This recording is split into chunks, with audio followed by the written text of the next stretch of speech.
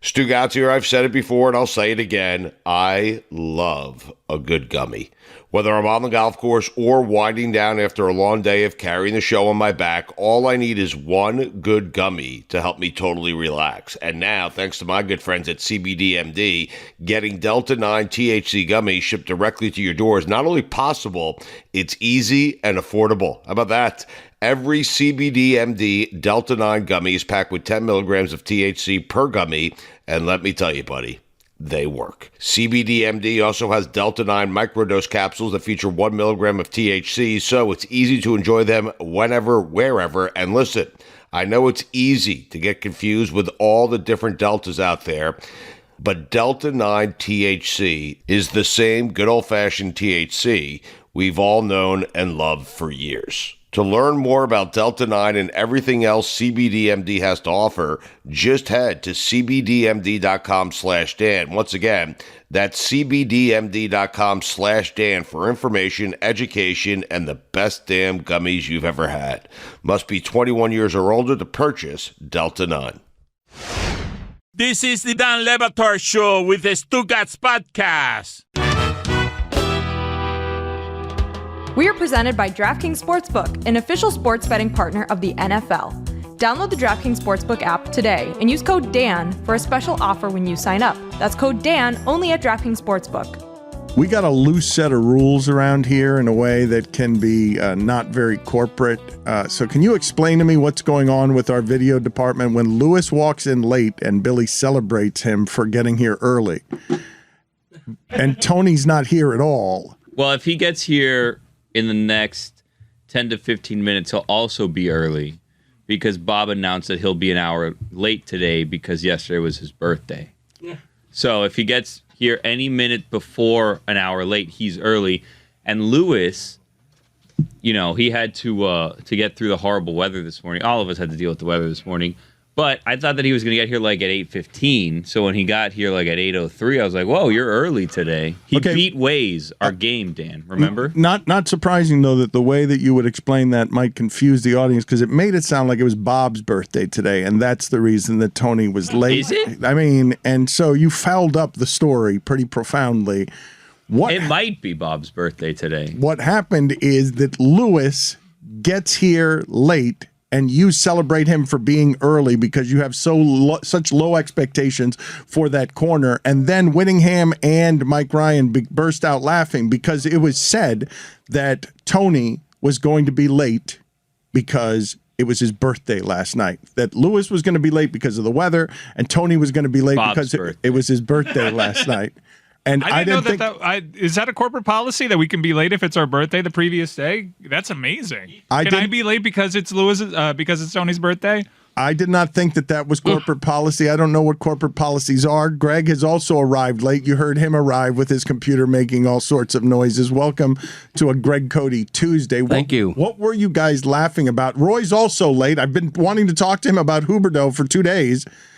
Did Greg Cody have an opinion? Did Greg Cody have any opinion on what Mike Ryan is describing as the ballsiest blockbuster trade in the history of South Florida? I think it's a great trade. I have a column on it in the Miami Herald this morning. Huberdeau disappeared in the playoffs. He's almost 30. The guy they got is 24, I believe.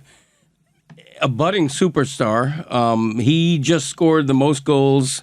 No Panther has scored more goals than this guy just scored since Pavel Bure in 2001.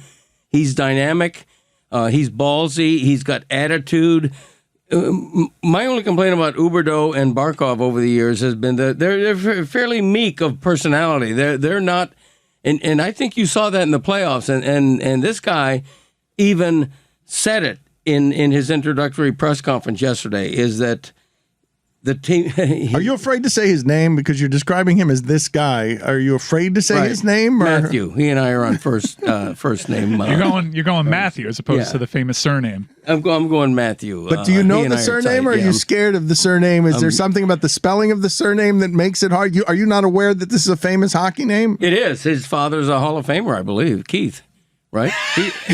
I also had a first name basis with him, and his lesser known brother. I go by, what is it, Brian? Brady. Brady. All right, I was close. This guy has an attitude. I love it. Does the attitude, is this, you guys help me because I don't think attitude matters, but Mike was grinning and nodding in agreement with they seem like meek personalities. And that the team certainly seemed meek in the playoffs, but I feel like Tampa will do that to you. Yes. Yeah, I mean, Tampa will do that to you, but Uyghur was bad all postseason long. He was an abomination out there.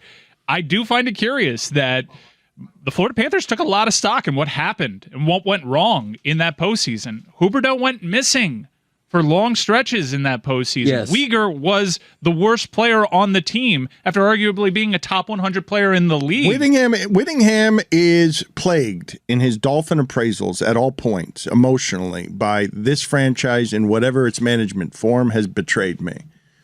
I'd be willing to sign up for making the argument on behalf of this trade, but I believe this trade is plagued by all the managements before this that did the wrong thing in this spot. I'm not even saying that that's fair to do that to them, but I certainly don't trust them to make the appraisal you guys are making, which is, oh, this is as far as we go. This thing, because of meekness of personality, I got to get my best player in franchise history out of here because he's 30 and I need more dog. And it's like, wait a minute, in hockey? You need more. I get it. Hockey's got maximum dogs. If there's a sport where you need dog. Yeah, that's it. But you guys believe in personality that way. Roy has now arrived, so we'll get his opinion on it in a moment. But you believe in the idea that this guy can change a team because he's not nice? I think the physicality along that front line, it actually pairs well with Barkov, who is an excellent defending forward. I think it gives the team a little bit of an edge in looking at what went wrong the last postseason and seeing how this offseason has gone, where Duclair tears his Achilles. They lost a lot of players. You're entering the next season worse than you were the previous one, and you got swept at the hands of, at the time, the defending two-time champion in Tampa Bay. You're not closing that gap. That gap got wider. So you have to do something drastic. However, stapling additional assets, such as a first-round pick, when you now don't have any till 2026, you've mortgaged your future on a 24-year-old superstar that is locked in. It is not a small thing to have 8 years of Matthew Tkachuk at 24 years old, a player that is still ascending. We have a pretty good idea of what Jonathan Huberdeau is at 30. Have we seen the best of him? You can make that argument at 30 years old. Do you want to invest the contract that you just gave Matthew Tkachuk into Jonathan Huberdeau? There's a lot of reasons to do it. However, emotion is also playing here. This is Jonathan Huberdeau, the greatest Panther of all time, arguably. Mike, your emotion, though, is a funny thing because you go to blowing up the Heat emotionally on the other end when they're a bounce away. And as it relates to Huberdeau, Roy, it's the best offense we've ever seen in the sport. The centerpiece of it, the thing through which everything moved, all of the assists, you're wrecking it. You can tell me you're upgrading it, but I just saw it, and I've never seen an offense like that. You're telling me bringing in more defense. You just took the most exciting Panther team of my lifetime, and you took its star and you sent him away. You felt how surprised were you, Roy, when all of this happened? Because Mike got the news in trickles. How you love this team more than anyone around here. You thought what when they did this? I was surprised. I mean, granted, he and Mackenzie Weegar were on expiring contracts, and they saw this big fish, and they decided to go for it. Now, granted, Matthew Tkachuk last season had 104 points. That's still going to help your offense, obviously. But I was talking to Doug Plagans yesterday at the intro conference. Hockey bona fides. Roy bomb. Yeah. Roy bomb. I mean, it's a comparable. It's not really a bomb. Have you seen Unrivaled? The Avalanche and the Red Wings rivalry. No, but I've heard it's great. It is excellent. And he gave this comparable. In the 1996-97 season, this is after the whole Claude Lemieux situation, the Red Wings traded for Brendan Shanahan, all right? That's the comparable that he gave, and that's the type of player that Matthew Tkachuk is. So that's the trade. Hockey mean is what you guys are doing. Yep. You guys are really doing this. We just traded away our best star player of our most exciting offense because we got a guy who's more hockey. Well, that's the trade that put the Red Wings over the hump. They ended up winning the Stanley Cup that season. So if you're going to compare that trade to this trade, I'm pretty excited right now. Okay, but that's an excellent parallel. I'm sure I can find a comparable one that doesn't work out that great. No? Best case scenario. Yeah. I mean, you're very hopeful Doug right told now. them, yeah. You guys are done with this Panther team, the best of my lifetime. See, that's the thing that, for me, is too harsh about this. I think they needed to variable control. If you think we've talked about this Lightning team being the boogeyman for the Panthers. Before they won 2 championships and got to a third final, they got swept in the first round as an all-time regular season team by the Columbus Blue Jackets. And they kept everything. The coach, who everyone wanted to fire, they kept him. That core, they didn't go and break it up. 1 year of winning the President's Trophy, and because they got swept in the second round, it's tear the whole thing down. You talked about making assessments. That's the only thing that I think is harsh, is they made an assessment between not keeping the coach and not keeping the players that what they had wasn't good enough. And rather than try and go again and see if that experience helps and see if whatever alchemy of the hockey playoffs helps allow a team to grow, they instead tear the whole thing down. And if you think that's a small sample and 2 years ago is probably just a flash in the pan, let's look at the most recent Stanley Cup champion, the Colorado Avalanche, who also won the President's Trophy, who blew a 2-0 lead against the Vegas Golden Knights and lost in embarrassing fashion. They ran it back. Stanley Cup champs. Bill Zito's not done, though, because the Panthers are still over the cap, so there's going to be another deal. They're going to end up sending some people down to AHL. I love Bill Zito, who looks like a retired MMA fighter. This guy, he doesn't take any shit from anybody. I love that he's doing what he's done. Put it on the poll. Does Bill Zito take any shit from anyone? He doesn't. And in general now, what you guys are telling me, and I hate this, is hockey analysis. You know what we're a team now that does? We're a team that doesn't take any shit from anybody. Damn right. Before, we'd take all your shit. All like your you'd come shit. over and you'd only if you A little bit of shit. Okay, but now Tampa gave you shit. Tampa shit on you. Oh, yeah. There's a lot of shit. Tampa time. took a shit on Watered you. right over you. And What I did like about that press conference was Matthew Tkachuk in an American accent, which is always kind of disarming when you're watching a hockey player, because this is the greatest American in franchise history, pushing out the Beezer. Right. It really is. Well, he was born in Scottsdale. I mean, Well, his dad is Keith Tkachuk. I understand that. Hall of Famer who was playing in Phoenix at the time. I get all that. were you afraid of the name because it's with a TC? Obviously, TK. Obviously, I knew the T Like wasn't Stugotz is in pronounced. here. He's got a trademark Tkachuk. No, Matty Ice. Yeah, I'm going to be very honest with you. I wasn't positive the hard A or the soft A. But- I waffled between the Kachuk and the K-Chuck. But I he will says that he admit hates the Tampa Bay Lightning, which is a good way to endear. Yeah. And he, to his credit, he's handled this very well. If you were watching the social media interaction from anything Tkachuk related on the Panthers socials, it is a tire fire. He won some people over yesterday with that press conference saying that he hates the Tampa Bay Lightning. Actually, for hockey, seems like an effervescent personality.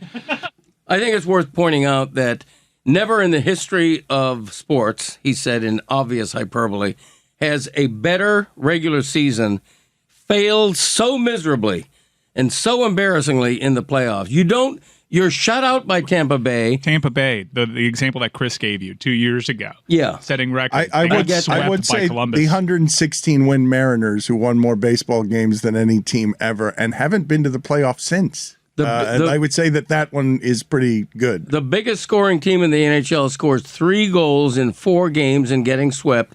What was their power play, Roy? Was it 1 for 32 or something? Yeah, just about. It was terrible. I mean, It got the coach you fired. have to do something. Okay. You say we have to do something, but forgive me for being skeptical of you guys really doing this fanboy thing of we needed to be meaner and we won the press conference, as if it's not hard to win the President's Cup. I'm not exactly sure. Trophy. Do you think I'm playing both sides? What side do you think I'm on?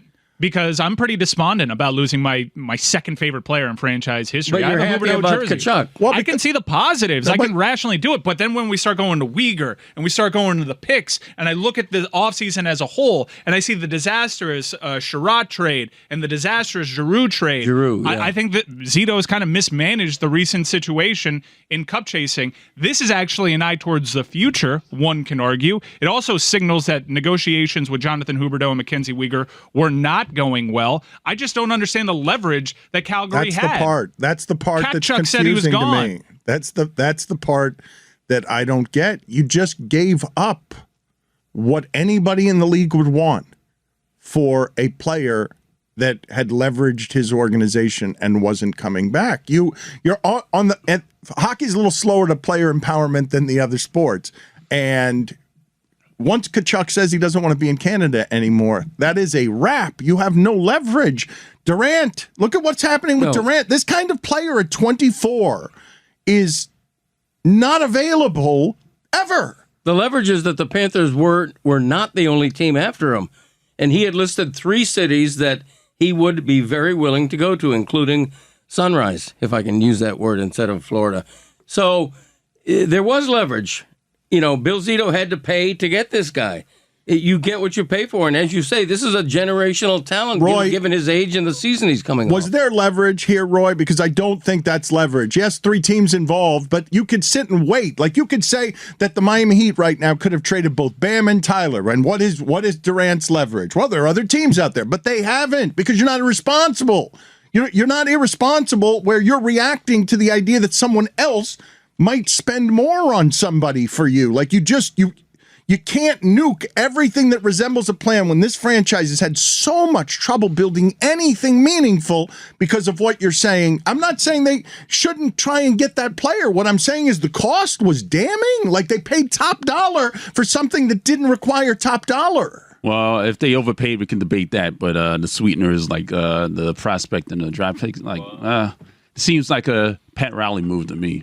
If you agree with me on that one. I don't think they're in the position to not care about draft picks right now. Hopefully, they can sweeten the pot a little bit for the emotional fan, and maybe this signals an extension for Carter Verhaeghe, who had a great year, who had a great postseason run. It's time to have that conversation. It's time to have that conversation. We need to start a dialogue about extending Carter Verhaeghe, who's 26 years old, and maybe I can see a little bit more sense in it. You mentioned the cap situation. Are they going to do the Tampa Bay Lightning trick with Duclair? Yes. And just stash him so he doesn't count against the cap?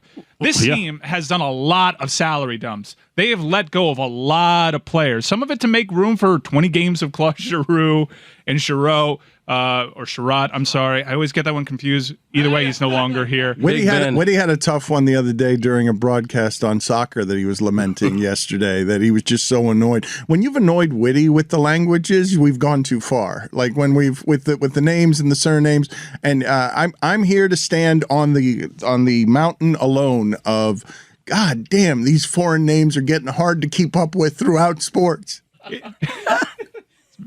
That could be a political platform, so be careful. Oh boy! Oh boy! It's close. I didn't say that. It's pretty close. But what happened? What happened, Whitty, with you in the soccer broadcast? Oh yeah, so I was watching a game, and LA Galaxy were playing Atlanta United, and 2 players had the exact same name, but because they came from different countries, they were pronounced entirely differently. So there was a Mexican right back for the Galaxy named Julian Araujo, but there was a Brazilian winger for Atlanta named Luiz Araújo.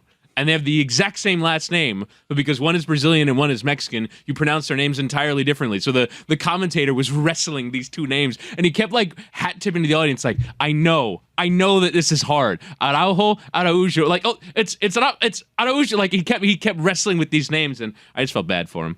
Roy, the Brendan Shanahan comp that the Panthers gave you, it does kind of make sense, but Jonathan Huberdeau, with all due respect to Keith Primeau, is a great deal better and meant a lot more to the franchise than Keith Primeau meant to the Red Wings. I understand Paul Coffey went there. How old was Paul Coffey when he was involved in that Shanahan trade? 47? Yeah, just near 40, yeah. I'd say Uyghur, probably a better player at this stage in his career than Paul Coffey was then. They gave up a lot. Shanahan is a great comp for the player because Tkachuk has that edge. He mixes it up in the forward check. He'll get you occasional assists, but he'll put the puck in the net, and he won't back down. And we saw this team kind of go inside of its shell. So I understand from a total team identity standpoint what they're trying to do. It goes with replacing the head coach to now the Tkachuk thing. I am just really confused why we mortgaged the future in going for the cup run and haven't replenished those assets. We're just doing cap dumps.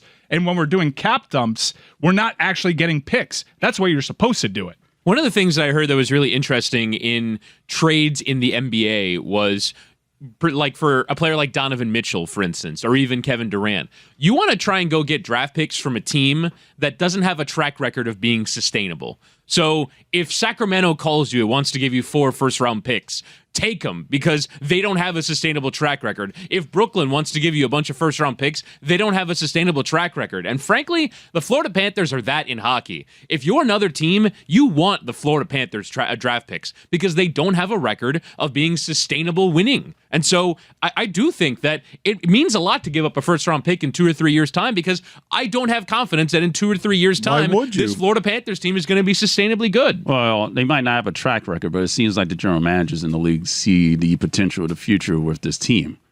it seems like they're going to end up winning a cup within the next 5 years. I mean, that's very ambitious. You can't say that. That's very ambitious. Holy shit! What How did do you Doug know? say about that? How hopeful are you? Wait a minute, Billy. You Hey, fell off of your chair when he said, "I talked to Zito yesterday." no, Doug. Doug Plagens, the radio play-by-play guy for the Panthers. My bad. Name Step drop. down from Zito. It was a Doug step Plagens down. takes shit from people.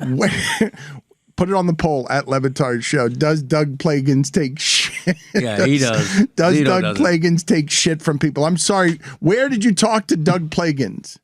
In the conference room, right after the press conference. Okay, so you didn't talk to Roy, Zito. Roy was on the scene yesterday. This is where I was getting. I thought he talked to the general manager. My bad, but And you literally said Doug Plagens. You did. My bad. You did reporting on this. Dan doesn't know the name of the Panthers radio play-by-play voice when he hears it for the first time.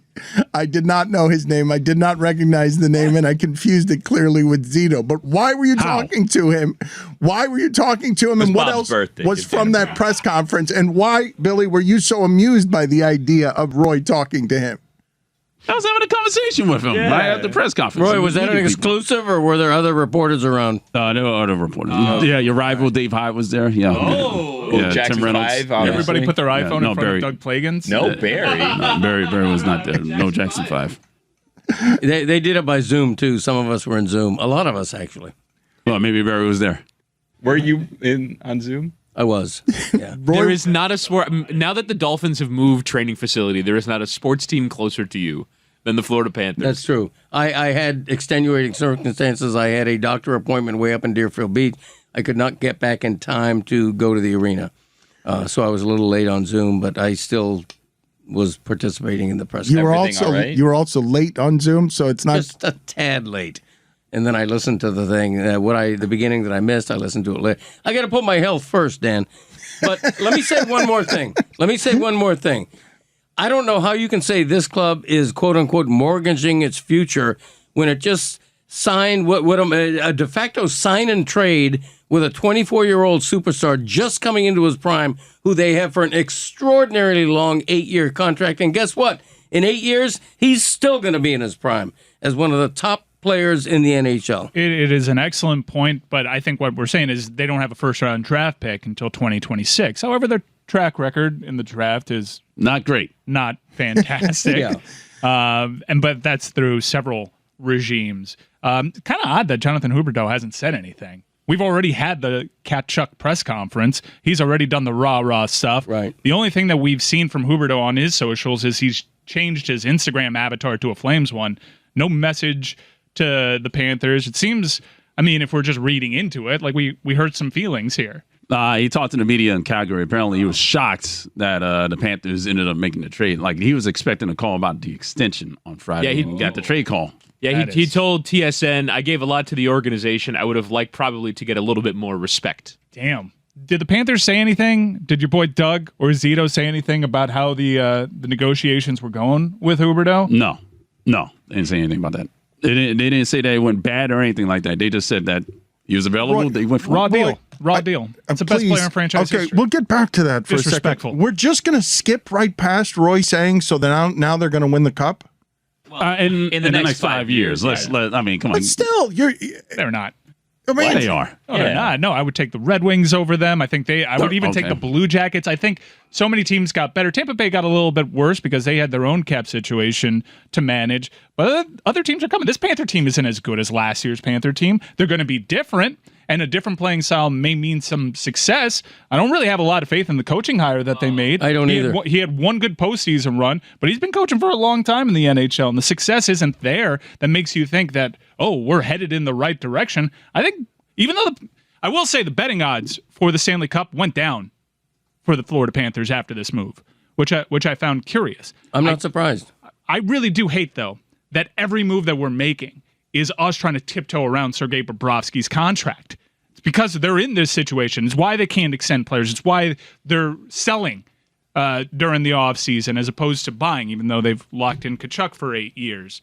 They can't find a team to take on this contract. Right. It has been an albatross.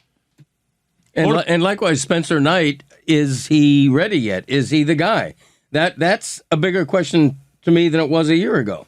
The Florida Panthers, by the way, are second favorites on DraftKings Sportsbook to win the Stanley Cup next year. They're plus 850. So to Roy's point, they're still rated as the best team in the East, level with the Toronto Maple Leafs, as having the same odds at plus 850. I'm just worried about the defense. That's all I am. I mean, the goals will come. I'm just worried about the defense, and I'm sure they'll show that up because Paul Maurice is a good defensive coach. So I think they fix that. They'll get a lot further in the playoffs. They do have some prospects they feel good about at the back end, but they just lost Uyghur. They just lost Sherratt. These are two offensive-minded defensemen, which is part Bill of the problem. Zito time to fix this, guys. That's right. He's been on the job not quite 2 years. He was hired in September of 20. After the albatross of a contract was signed, might I add. And by the way, I agree with you on the Paul Maurice hire. I'm sorry. I'm just laughing at Billy's. Billy just lobbed the fish of dead enthusiasm into the middle of the conversation. Someone has to be excited. The only one excited about, Matty Ice here is Roy. No one else is excited about this trade. We're trying to neuter Roy's enthusiasm is over exuberant. He just predicted that one of the worst franchises in hockey. We can say that, correct? Not recently.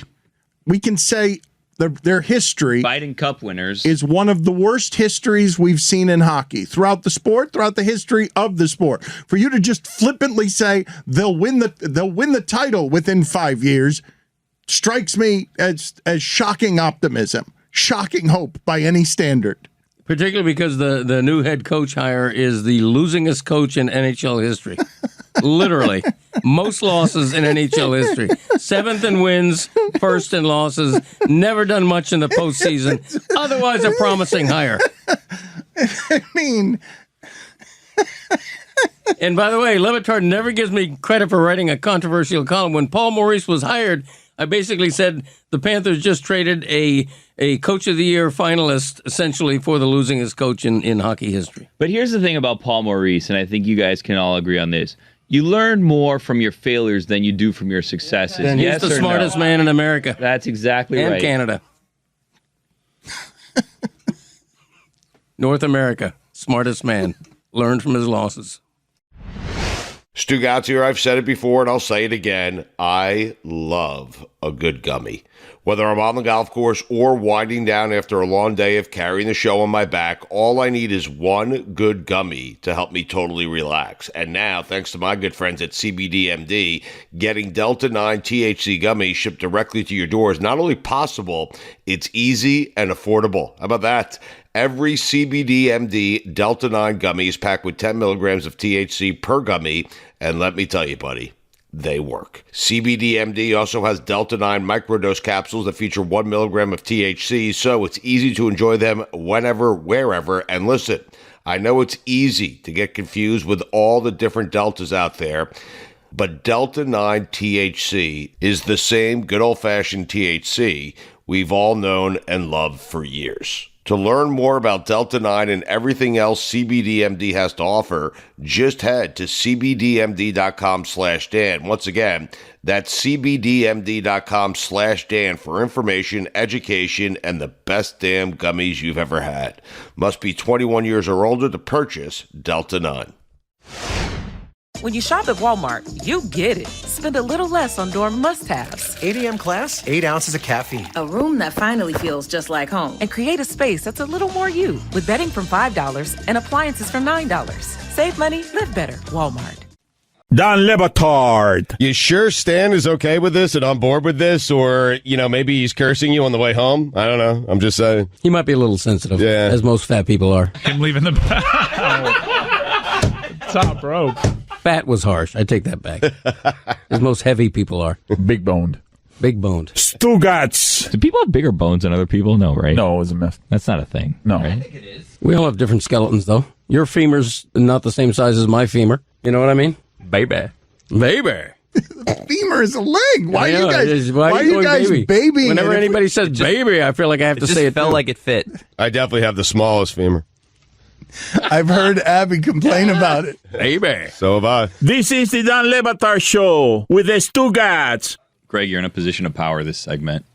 Am I? Yeah. Okay. There's no Dan. There's no Stugotz. Both of them late to the segment. I'm nervous. Both of them MIA. How are you going to handle it? Because anytime you're slightly late, How am I going to handle it? Yeah, what do you do? Poorly would be the answer to that. No, I question. mean, how do you handle them walking in mid-segment? I mean, you've been on the other end of this for some I have. time now. I think they're in for criticism and should be. I say fit in or fit out. That's Wow. right. You get this train chugging along, they're going to have to find their way. Damn right they This are. is the Greg Cody show. At There this you point. go. Hello. Are the I like rumors that. true? What's that, Billy? The rumors that I saw on the internet yesterday? Oh, I can confirm. Yeah. There is a new Back in My Day available. What? Wow. Yeah. No. Yeah. Wow. Do it now. Brand Do it now. new Back in Oh, my yeah, day. a brand new one. You remembered to print it. It's not left at home. No. Your I'm- last Back in My Day was in our musical, which was released in February. I think I've done one since then. No. I mean, no. come on. I don't think so, Greg. No, you haven't. Okay, all right. It's been damn near a half year. Wow, it By the doesn't way, seem like it. Yeah. right now is open season on For Your Consideration when it comes to the Recording Academy. Wow. And the big game is classified as a musical theater album, even though it never actually happened in theater. Wow. And if you saw the Grammys last year, a TikTok original musical won the category. Wow. So we're presently trying to figure out ways that we can get this project back in front of people. All right. I know the Super Bowl feels like a long time ago, and the musical feels like it was released even longer ago. Hell, Tom Brady even came back. But whatever we can do to weaponize our audience, make sure that the Recording Academy knows that the big game exists and is open for the musical theater category. It would be an honor just to be nominated. Yeah, what? Who votes on that? Members of the Recording Academy. Ah, okay. So regular people don't vote. No, unfortunately. Okay. Otherwise, So- I'd like our chances. When we were in Los Angeles for the Super Bowl, we learned of the tradition of For Your Consideration. So when you drive around Los Angeles, I would say during that period, I don't know if it was Emmy voting season or Oscar voting season, but there was like 70% of the billboards were taken out by movie studios or tech companies saying, please consider our movie for the Oscars. Right. There'd be big billboards for whatever the major movies were of that year. What is the equivalent of that? How do we get in front? Do we know who the members of the Recording Academy are, and how do we get in front of them? I spoke to a consultant for 2 hours the other day. Wow. JT Daly's manager is one of repute in the music industry and leans on quite a few contacts. And I've asked very direct questions on how we can grow this project and find a way to miraculously get a nomination and what it might take. So I have a pretty good idea of that. We are exploring all our options, some of them very creative, maybe some of them even more musical in nature. Maybe, a lot has changed since the big game was released, so maybe a little remix, a little additional track. All of this is to say that we need to get the conversation going about the big game, which you can find on all your favorite major streaming platforms. The big game, you can even stream it on YouTube. If you haven't listened to it, please do. We're very proud of that. Right now, it is open season on For Your Consideration to get the first big group of nominees out there. Then that gets whittled down. We don't have a snowball's chance in hell if we don't make an impact here in the next month. So we're trying to figure out how to do that. Is your Back in My Day about the big game? No, it isn't. I really feel like that would have put us over It the top. really would. If I had a heads up, I could have tailored it. Maybe next week for the big game. Yeah, whatever you can do. Yeah. Because you have a massive audience of in your podcast, so the Greg Cody Show with Greg Cody. Whatever you can do to mobilize these folks. I'm going to demand that the Recording Academy pay attention to the big game for Best Musical Theater Album would really be a big help for me. Yeah. Don't you want to be a Grammy nominee? I would love it. I would love to go to the Academy, walk on a red carpet. I don't know what's involved. I don't know if we're going to be able to get 23 passes to the Grammys. Right. So there may be hurt feelings if we get that. Is there not like a show before the show? This would be the show before the show. This would not be main broadcast. You don't think we can get 23 passes to that? Don't think so. Okay. Don't think so. If this were a couple of years ago, Dan would be bringing his parents. What if we all go? What if we all go as seat fillers? That is an amazing Like idea. we I would say, do that. you know what? We'll sign up. We'll be seat fillers, and then when the award is announced, all the seat fillers just get up and go out on stage. There's like one that together. comes from every section. Yeah, That's a good idea. Very because good what do they idea. do? They kick us out? Like who No, cares they at can't that kick us point? all out. If Well, they we're- can, but we don't. Well, I don't want to But be at the then, Grammys after that. it's mutually assured destruction, Billy. Where do your seat fillers go? Yeah, that's no true. one's going to want to go to the Grammys on short notice. Come on.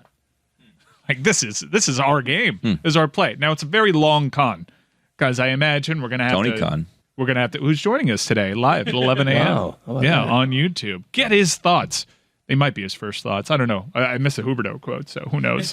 But let's just call it. It's Tony Khan's exclusive first thoughts on the heels of the announcement that Vince McMahon is, air quotes, retiring. Greg, do you You're think still air quoting? Yeah, I'm still air quoting. I don't know how much influence he has behind the scenes. I don't know if this is really goodbye. And also, it's a bullshit retirement. He was forced out. Right. Yeah, he was. Shocked he wasn't on SmackDown. That's talent. I'm really surprised that the very first words on last night's Monday Night Raw broadcast weren't no chance in hell. Like, Isn't his daughter still in charge? she is co-CEOs with another Khan, not related, Nick Khan, who was a mega super agent in our realm, sports media. I believe Pablo Torre was one of his clients, as was Ariel Helwani. He had a lot of big time clients that were in the employ of ESPN, and now he is really ascended quite quickly to the point that he is a CEO over at WWE. You see that picture of Triple H wearing the sad television headset? Yeah, very tiny on him. Yeah. He's now running creative. Yeah. I as a wrestling fan, I'm excited about the change. I feel like WWE has long since been stale. That being said, I'm not going to gloss over Vince McMahon's truly immaculate, all things considered, creative history. He's the greatest booker in the history of the business. I think that they're apparently changing the TV ratings from PG to TV 14, so they're going to get a little bit more adult.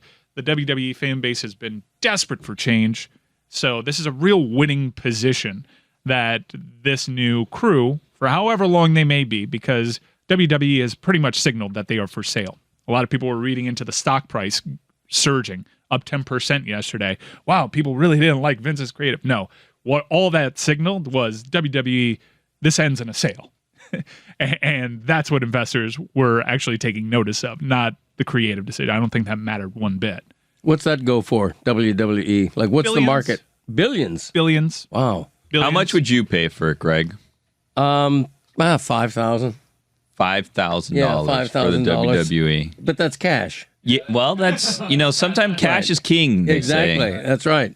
So what would you do if you ran the WWE? You bought it, you gave them $5,000 in cash, you said, you know what, here are the keys.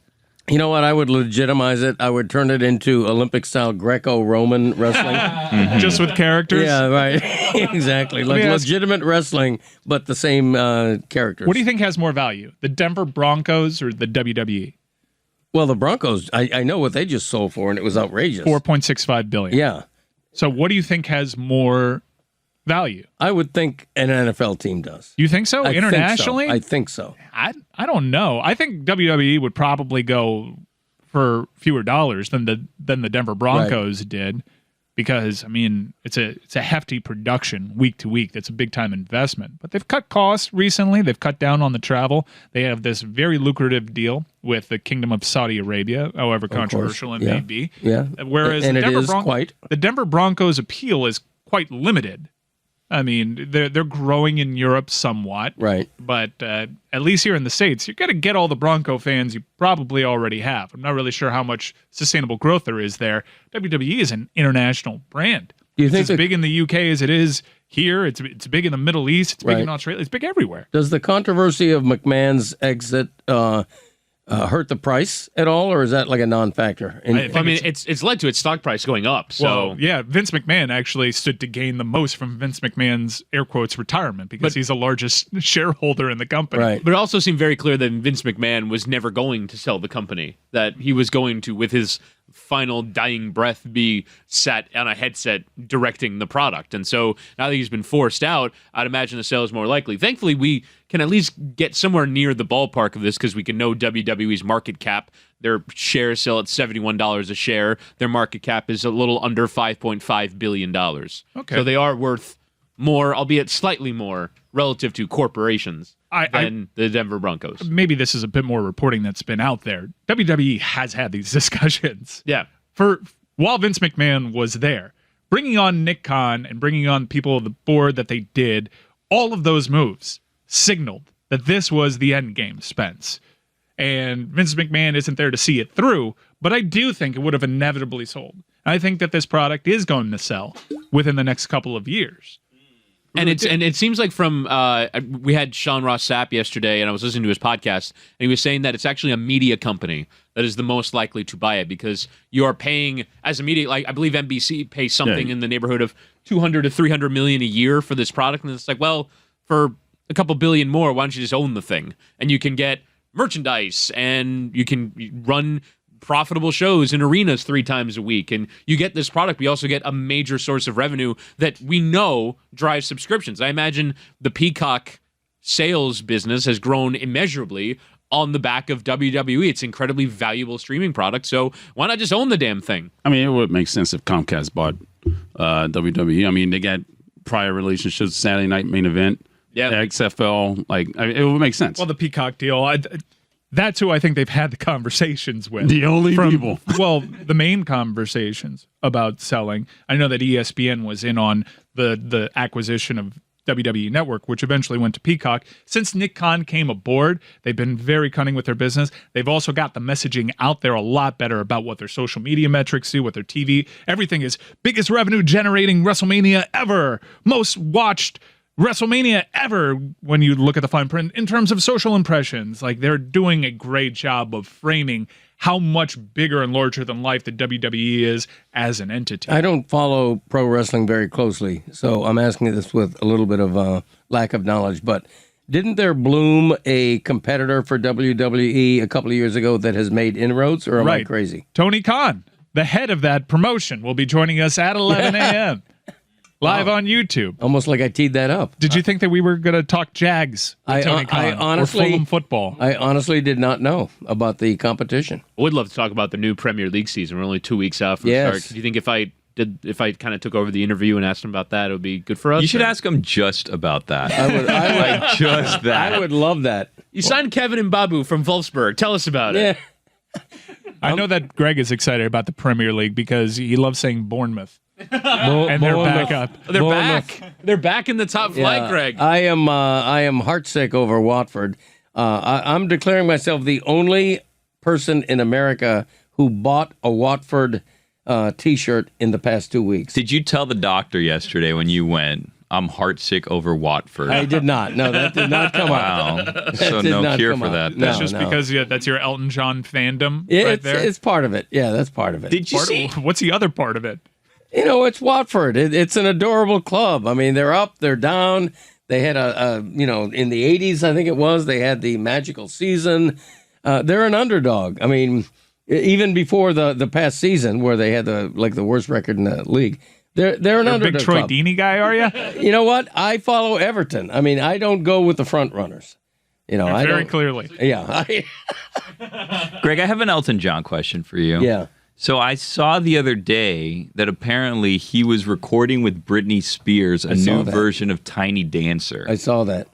How does that make you feel? Because he recently redid Rocket Man with Dua Lipa. Yeah, which was a huge hit. Yeah. His biggest hit in decades.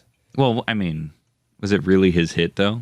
Well, Dua Lipa is why it was as popular as it was. But yeah, I mean, they sampled 4 of his songs, actually, in that record, most notably Rocket Man.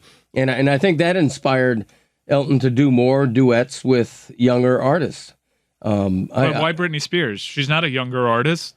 Well past her perceived prime. Compared to Elton John, she's a younger artist. Also, singing chops. It's interesting. It's actually, it almost feels philanthropic in a way, in terms of the public rehab of Britney Spears for Elton John, who seems to have regained his golden touch to partner back up with her. Right. I haven't heard that version of it, so I don't want to bemoan it or say it's awful when it might be surprisingly great. I don't know. I look forward to hearing it. I mean, it's an intriguing collaboration to me and an intriguing choice of song. Well, the time has come, Greg, for Dan and Stu to fit in or fit out. I know, so, right? Dan, and disrupting the whole segment. Have? You guys missed Back in My Day. Yeah, it was good. It was a good one. Shocking Thank you. Incredible. It was awesome. Thank you all. Appreciate that. So Dan, how is it's it a moving possible train. that I missed it? You announced on Twitter that the Back in My Day might indeed be returning. Right. I don't believe that it was actually done. I believe this is a prank everyone is Great. pulling on me and it was Stugotz. spectacular. Yeah, I did Real do it, sleuth. but I forgot to bring it. I left it at home. Sorry. But as we did mention, you guys did jump on a moving train. So quickly, Stugotz, to close this segment out, your thoughts on Watford? Who?